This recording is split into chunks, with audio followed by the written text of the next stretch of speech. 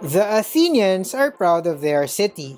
When we arrived in Athens, on the way from the airport to our hotel, our taxi driver John asked us if we were in a hurry. When we answered no, he drove the cab up a hill. He led us to a small viewing deck. Before us was the Acropolis, towering above the sprawling Greek capital. John did not charge us for the detour. It was just our first night, but we fell in love with Athens right then.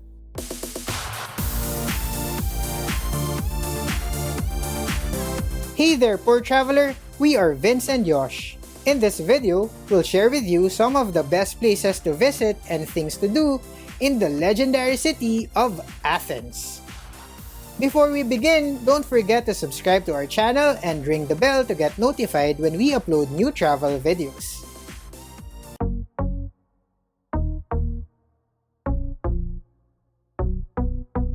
The Acropolis is an iconic, important, and beautiful landmark inscribed on the list of UNESCO World Heritage Sites.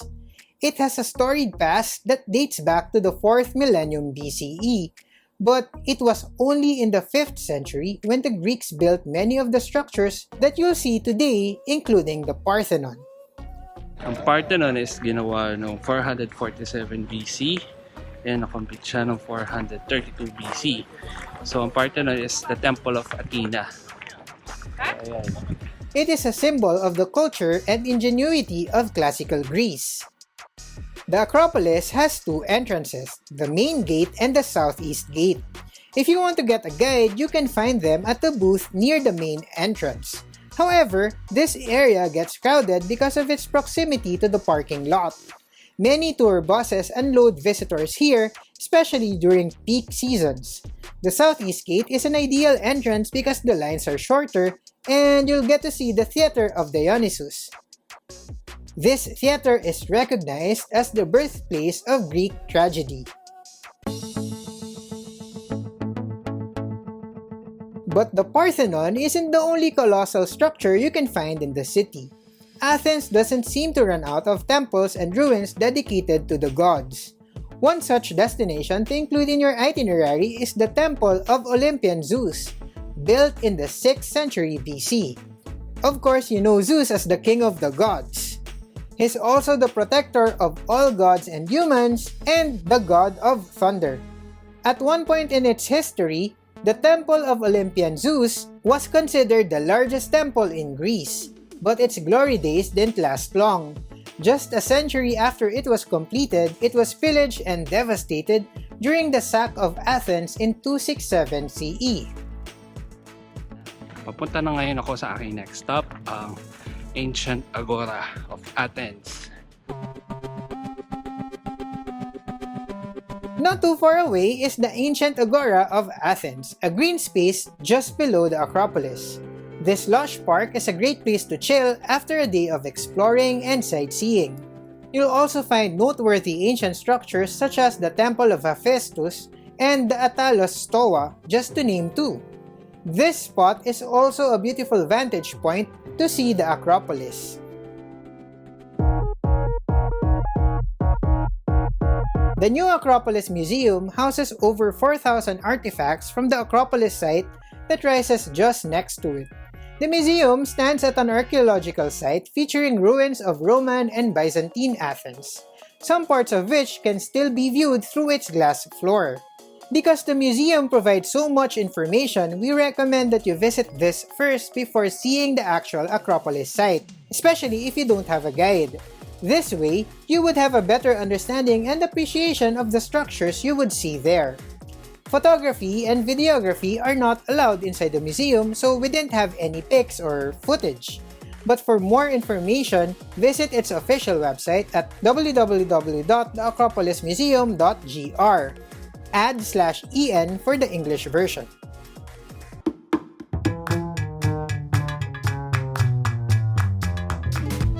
Syntagma Square plays an important role in the city's modern history.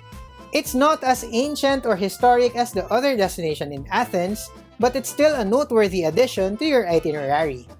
Watch the changing of the guards every top of the hour in front of the Tomb of the Unknown Soldier between Syntagma Square and the Greek Parliament building.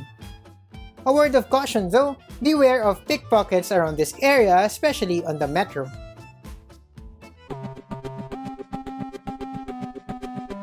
Remember the hilltop viewing deck where our cab driver took us barely an hour into our stay in Athens?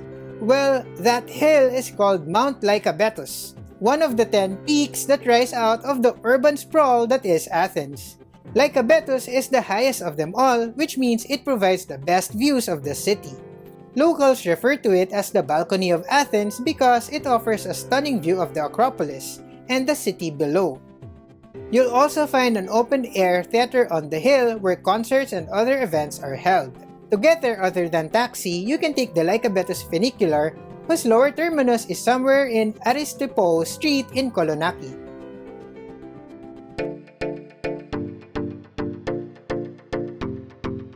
This was one of the highlights of our visit.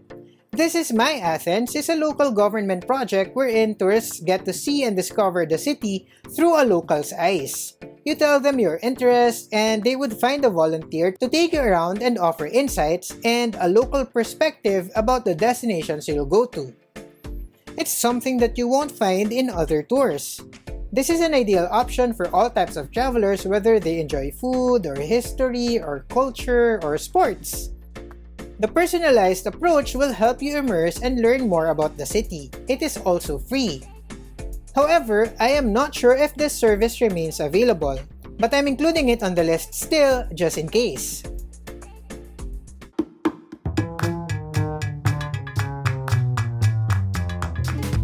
Plaka is said to be the city's oldest neighborhood.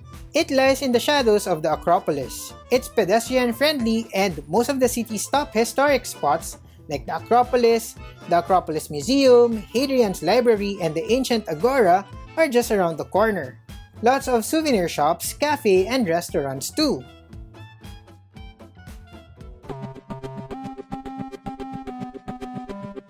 Another neighborhood to check out is Monastiraki, which literally means little monastery.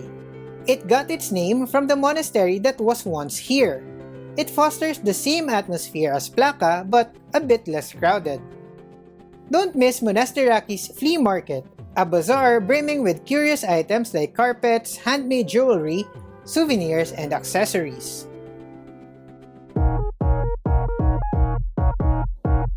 As in most cities in Europe, restaurants at touristy places are often more expensive than usual. Plaka, for example, isn't popular among locals because most prices are higher than what they would pay for elsewhere. But you'll find the exceptions when you go out of the main street. Often, there are good restaurants tucked not too far away in inner alleys. You just need to know where to look. Here are some of the restaurants and dishes that we were able to try.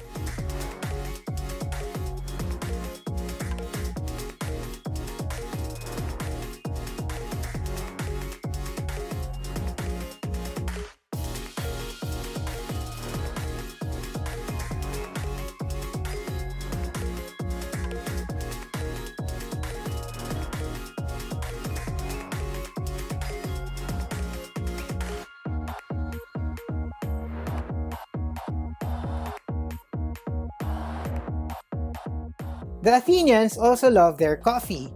It's not unusual to see 3 to 4 cafes in just a single block. Many of these cafes also serve dishes that are often much cheaper than a proper restaurant. Also, check out the many bake shops that punctuate the streets of residential areas. Don't leave Athens without sinking your teeth into some gyro and souvlaki. Beef or chicken gyro costs 2 to 4 euro, while souvlaki 4 to 6 euro.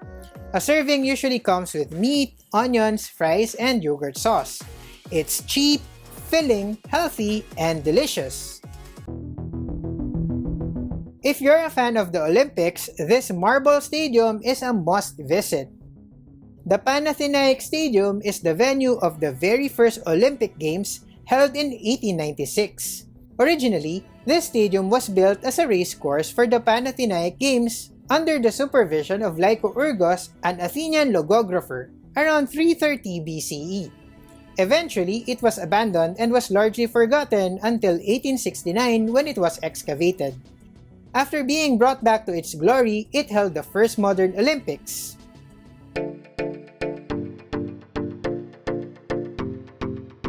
Athens has plenty of historic and educational destinations that will easily fill your itinerary.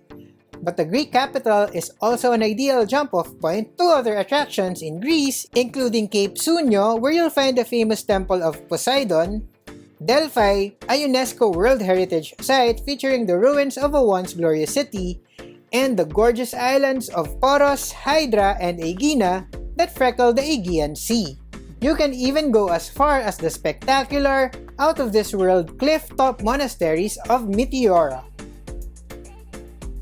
Got something to add to this list? Sound off in the comment section below. If you need more information about traveling around Europe, you'll find a comprehensive travel guide with sample itineraries on our website, www.thepoortraveler.net, or check out the links in the description. You can also follow us on Instagram, TikTok, Facebook, Twitter, and YouTube.